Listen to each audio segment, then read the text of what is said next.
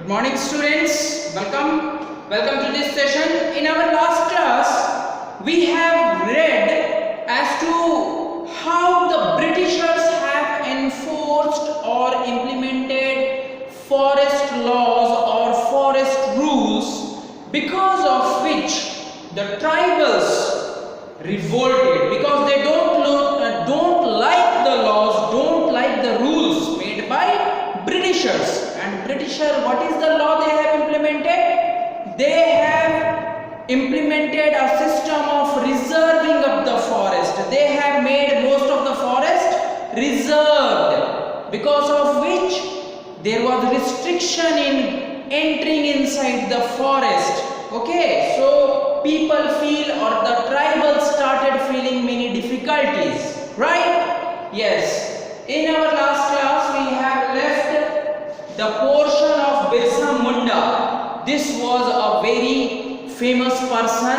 okay, in the history of our country, in the history of world. Birsa Munda, you might also have heard about his name, right? So what did he done and what was his major achievement, contribution, we are going to read in this chapter, okay, in this part in fact. So Birsa Munda, he was born in the mid 1870s, that means in the 1870s he was born.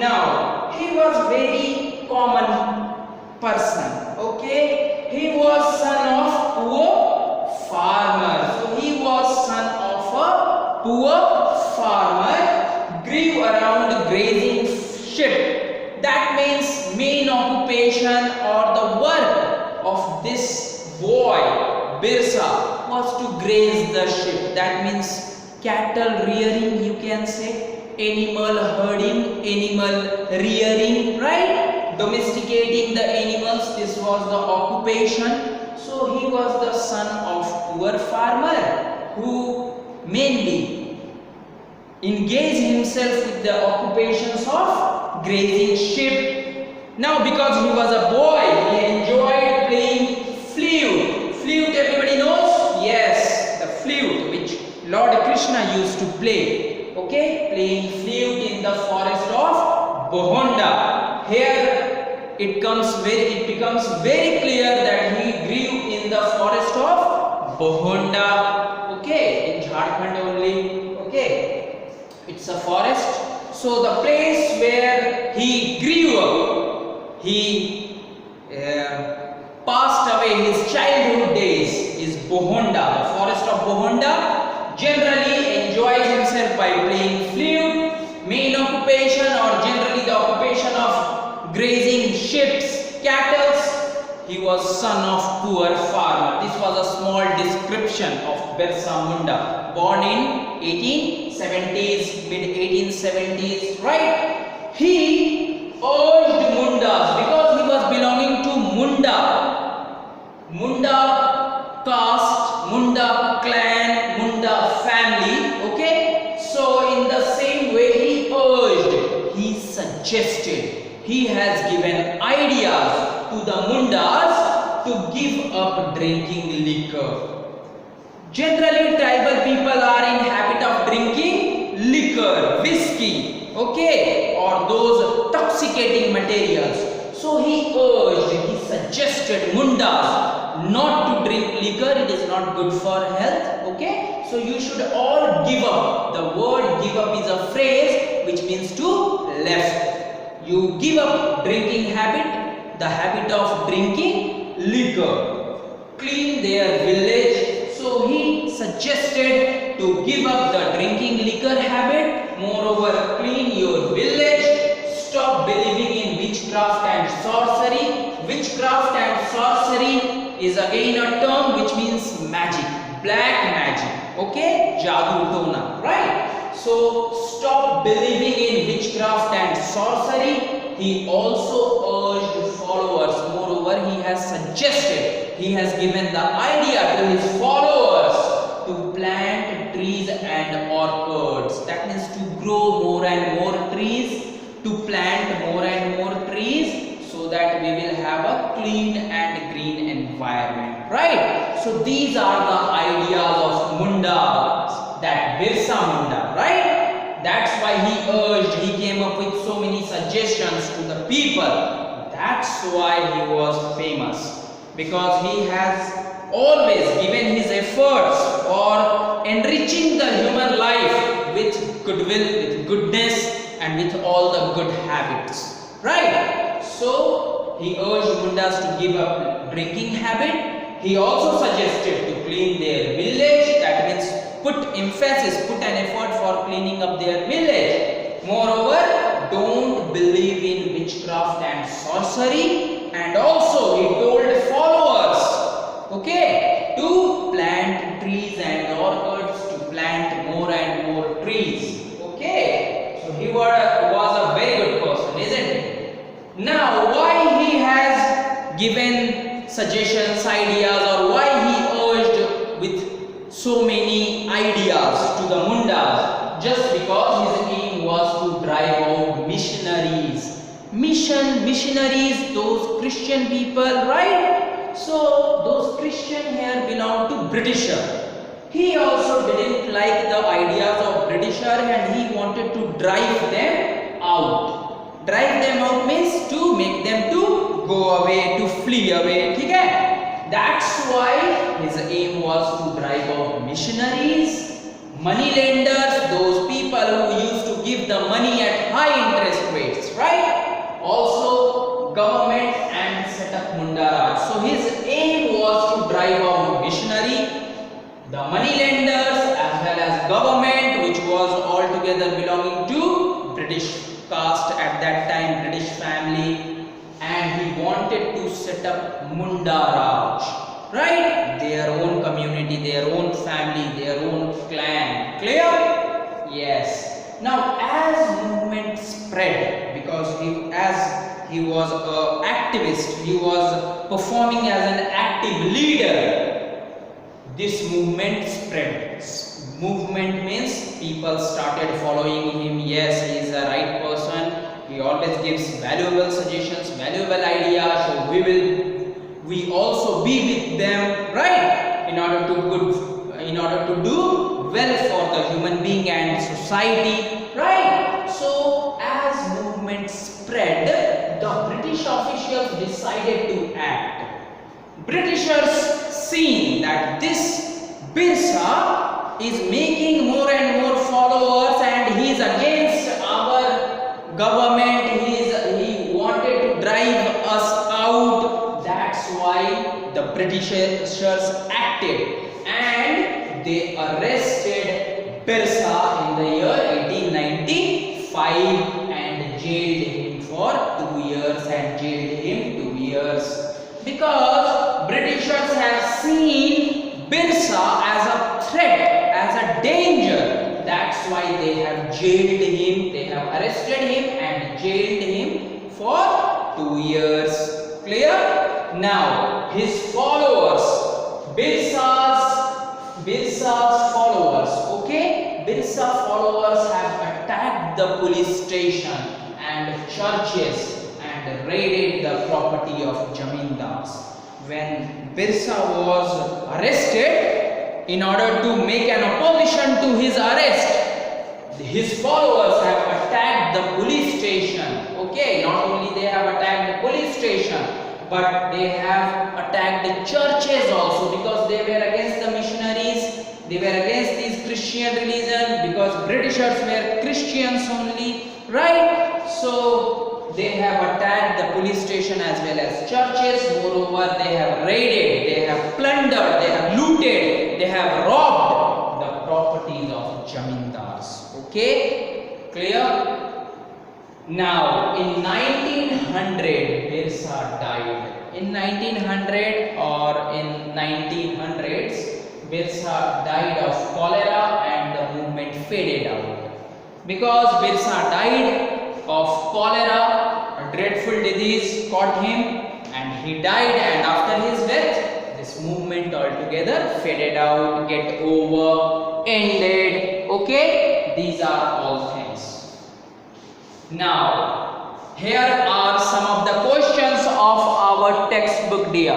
Okay, these are questions of your textbook only, because whatever the notes was there, it was over. Now the third question answers in the form of fill in the blanks and name them or whatever match the following. It is very clear, you can make it out by seeing answer keys. Now these are some of the questions of the textbook book which are needed to be discussed. The first question is, what problems did shifting cultivators face? The problems of shifting cultivator you have to tell under British rule. That means under British. As soon as the Britisher came, what are the problems that arose with the shifting cultivation? Shifting cultivation, remembered? Yes, cutting off tree tops so that the sunlight come to the ground, then burning the bushes on the ground so that the lands get cleared, then that ash which we get after burning is spreaded to the field to fertilize the soil, right? And then seeds were planted or seeds were scattered, and when the plants start growing, moving on to another field for doing the cultivation or the farming, right? So that is the meaning of shifting cultivation. So what are the problems with this shifting cultivation under British rule? See, these are the problems. The shifting cultivators were forced to take up settled cultivation. Remember, the Britisher forced these shifting cultivators to get settled, do the plantation at one place, because they have made most of the forest reserved, because they also wanted timber or woods, right, from the forest. That's why these Britisher made most of the forest area reserved, right? So shifting cultivators were forced, they were challenged, okay? Why? To take up the settled cultivation. Moreover, but the type of land and shortage of water, this was two problem. Yes, because of dry soil, I have already told, and because the water was not available in plenty, because there was a shortage of water, they could not produce enough, because of which they are not in a position to produce enough. That's why this plan of settled cultivation was not successful, right? I have given you in the notes also, right? Moreover, they had to move on to other areas, right? They have to move on to other areas. Why? In search of work, when access to forest was restricted, because Britisher have made most of the forest reserved. That's why there was a restriction in their movement. They can't enter every forest, they can't go to any piece of land, okay? Because of which they start moving to another areas in search of work, right? Because lands were not available for them for farming, right? That's why they started moving out of the place in search of work, okay? Because access to the forest was restricted by the Britishers. Clear? These are the problems with the shifting cultivators under British rule. They were forced to take settled agriculture in place of shifting cultivation, right? Because the water was also very scarce in small quantity, and the condition of soil was not good. Condition of soil was dry. That's why it is not possible to take up agriculture at every place. Because they were facing so many problems, they started moving out of that place and started searching for new areas, right? Also, because the most of the forests were reserved, there was restriction in their movement, because of which they are facing too many problems. That's why they left out those agricultural thing, or they left out those areas, they left out that activity also, right? Yes. Now another question. How did the powers of tribal chiefs change under colonial rule? Now how does the powers of tribal chiefs get affected or get changed? Tribal chiefs, earlier they were the administrator, they used to take care of their whole clan, whole family, right? But when the Britisher entered, they started making their own rules and they took up the administrative power from the tribal chiefs, right? So the functions and powers of the tribal chief changed considerably under the British rule. How the tribal chief power get changed? First, they lost much of their administrative power. Administrative power has been taken by the Britishers from tribal chief. Number one thing, right? So the tribal chief have lost their administrative power. Number one thing. Number two, they were forced, these tribal chiefs were forced to follow the laws made by the Britishers. That means whether they want or didn't want, they were forced, they were urged, they were given strict orders to follow the laws made by the British, right? And they had to pay tribute to the British. The word tribute means here tax, right? So they had to pay the tribute also to the Britishers. So these are the powers that were affected, that were changed of the tribal chief. Administrative power was taken. They have to pay the tributes also, taxes to the Britisher. They were forced to follow the laws, rules made by the Britisher. Right? These are simple answers being made so that you can learn the things quite easily. Right? I don't think there will be any problem with this. Another question. What accounts for the anger of tribals against the Dikkus? Dikkus, outsiders, tribal, local people over there. So Dikkus here means Britishers, outsiders, who made them to be dependent on them, right? So what accounts for, what are the reasons for the anger of tribals against the Dikkus? Why tribal people were angry with Britishers, with the Dikkus? Right? There are a number of reasons for anger of tribals against the Dikkus. These are the reasons. Number one, tribals practiced shifting cultivation, but Britishers forced them to follow settled agriculture. First point, right? So tribals were not at all in a mood of doing the settled agriculture because there was water problem, there was a land problem, soil problem at particular places, right? So they were interested in doing shifting cultivation, whereas the Britishers forced them to do settled agriculture. That's why the tribals were angry with the Dikkus. Number one. Number two, under British rule, tribal chiefs have lost their authorities, their administrative power that they used to enjoy earlier, right? So tribal chiefs were also not happy because they lost their administrative power, they lost their authorities that they used to enjoy earlier, right? Moreover, under British rule, tribal chiefs lost their authorities. Okay, this has been repeated, doesn't matter. Don't write it repeated, you just erase it. Now, another point, British evacuated them. Evacuated them means thrown away or removed away. Removed them. Removed whom? These tribals, okay, from their own lands. As a result, they become homeless.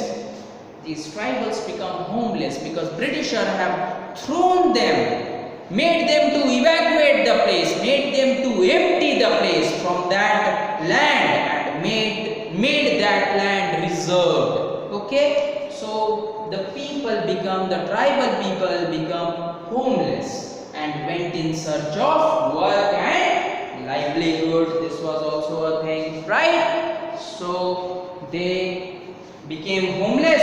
Moreover, they went in search of livelihood, earning or work, whatever you can say, right? So I don't think there will be any problem with these things, right?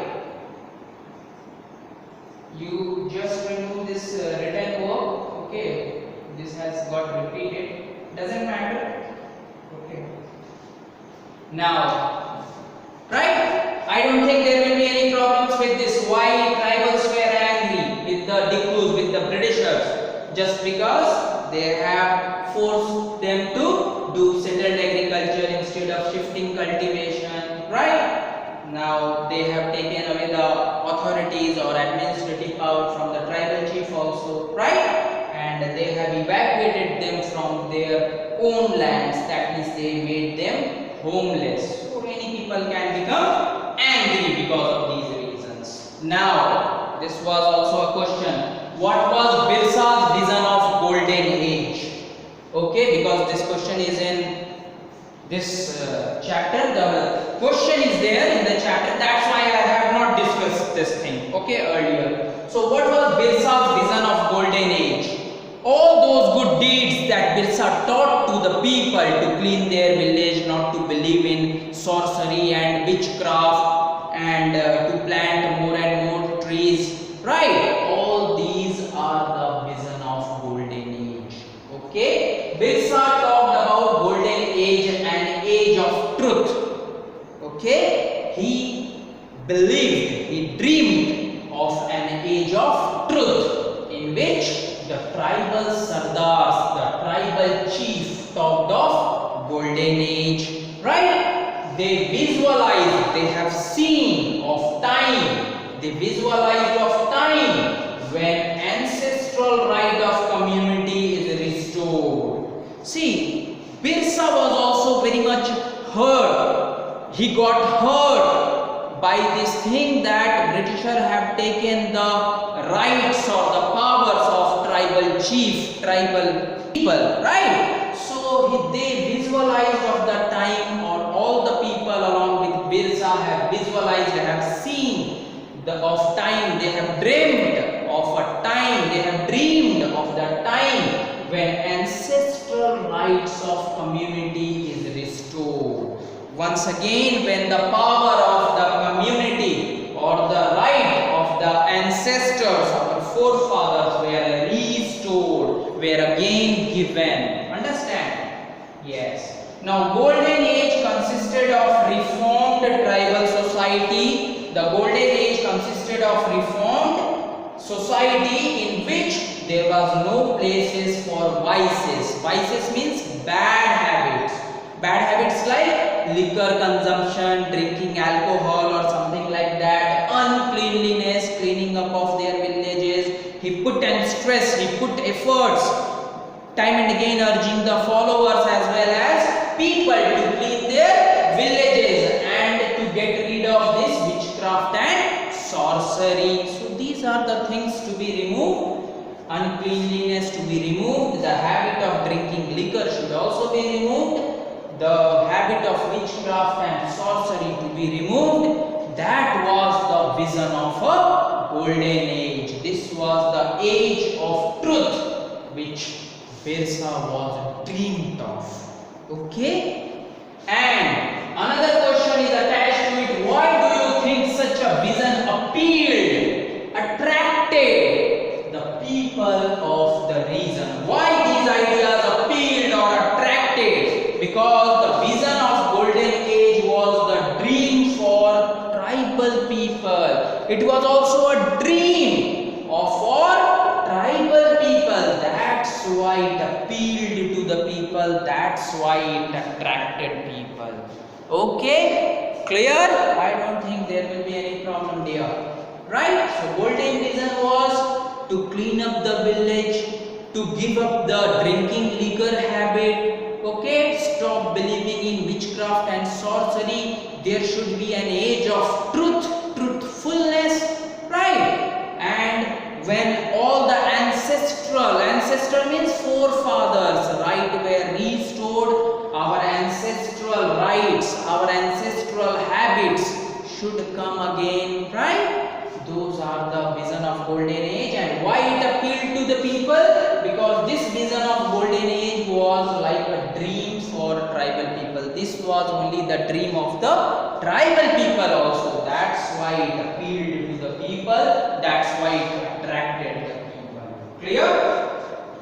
Now, question answers also got over. Let's look on to some of the additional questions. Let's have a revision, a quick recap as to what are the questions, right? The first one, names the notable tribes in India. You have name some of the notable tribes, right? Mundas of Chota Nagpur, right? Todas of Nilgiris, Gonds of Central India, right? More Bodos of Assam, Mundas of Jharkhand, right? These are some of the notable tribes in India, some of the community of tribal people. Bodos of Assam, Gonds of Central India, Kurumbas, okay, of South India, okay, Todas of Nilgiri, Mundas of Jharkhand, okay, it's Kurumbas, just rectify it, it's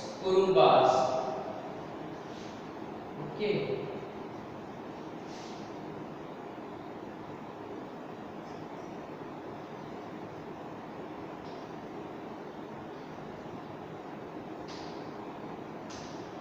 It's Kurumbas. Okay. Clear?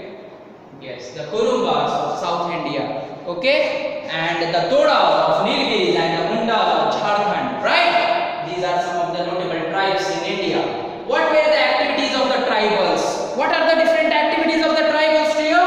The activities of tribals, some were engaged with gathering up of foods, you can say. Some were food gatherers or hunters. Some were engaged in jhum cultivation or shifting cultivation, right? Some people were engaged with domestication of animal or herding animals, right? So these are the activities of the tribals. Shifting cultivation was one, right? Hunting and gathering forest produce was another, right? Herding animals or rearing animals was another activity, right? So these are the activities of the tribals, right? Yes. Now name the place. You have to name the place where Khond people used to live. You have to name the place where Khond people used to live. It was remembered in Odisha. Yes, it was Odisha where Khond tribal people of Odisha. I have already given you in the notes also, right? Khonds,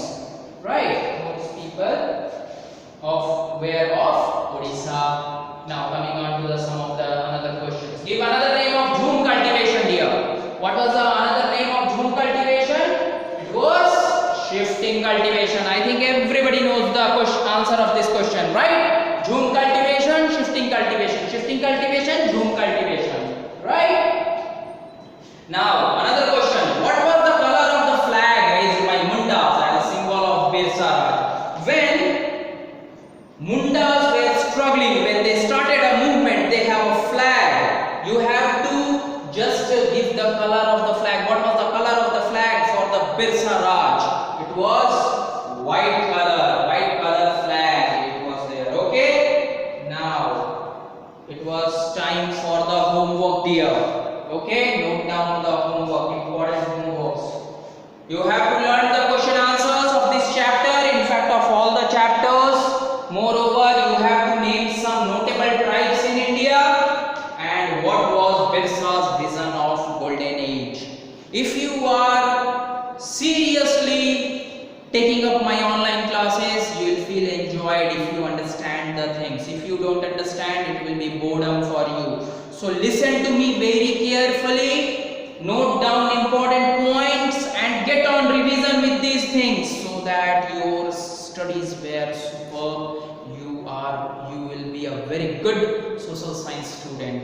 Okay, this only I have to say. Till the next time we are going to meet, we are going to come with the another chapter because this chapter got over. Okay, so this was the tribals, Dikkus and the vision of golden age. I think you have understood all these terms and these all are easy things which you might have remembered. Okay, so till the next time we are going to meet. It's bye from my side. Stay well with your family and with all your family members. So have a nice day. Have a wonderful day, dear.